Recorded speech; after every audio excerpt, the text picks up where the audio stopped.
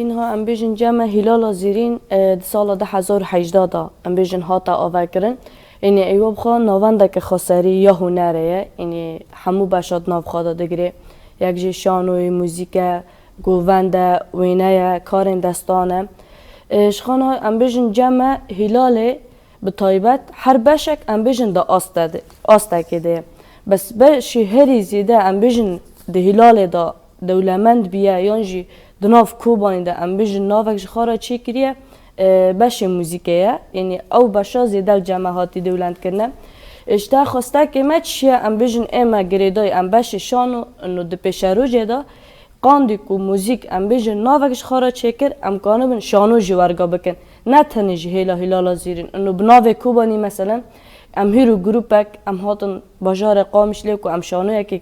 پیشکش بکن خواسته که ما ام کوما چه بکن و برا ناوی کومه ما ام بیشن لحمو جهانه واره بلاف کن انو ام زانبن بازار کوبانی جی دهیل شانو دا او جی گشته آستکینی و جی کومه خواه ام بیشن هاتیه آوا کرن کوما ام بی کومینا شانو او کوبانه ما شانو دار خست ما می آلان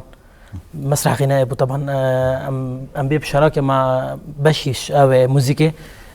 بشي موسيقى ذاتي ما مسح حسين ساكنه وسولي ن ما بروجا راكري ذاتي هن حتى هنا دياره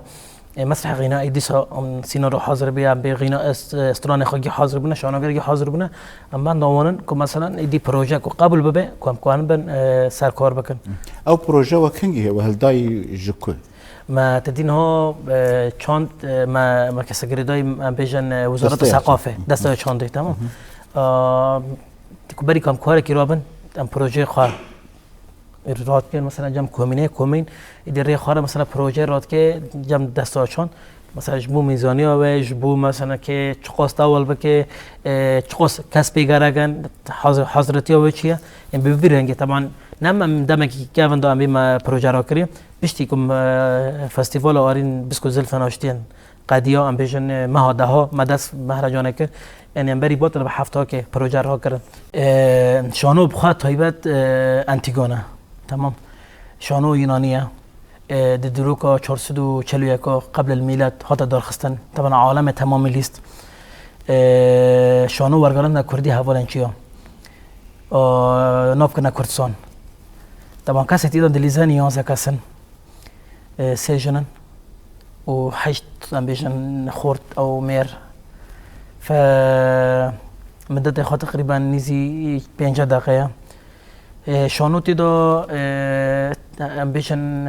بردام کردن جیانه هم بر زلمه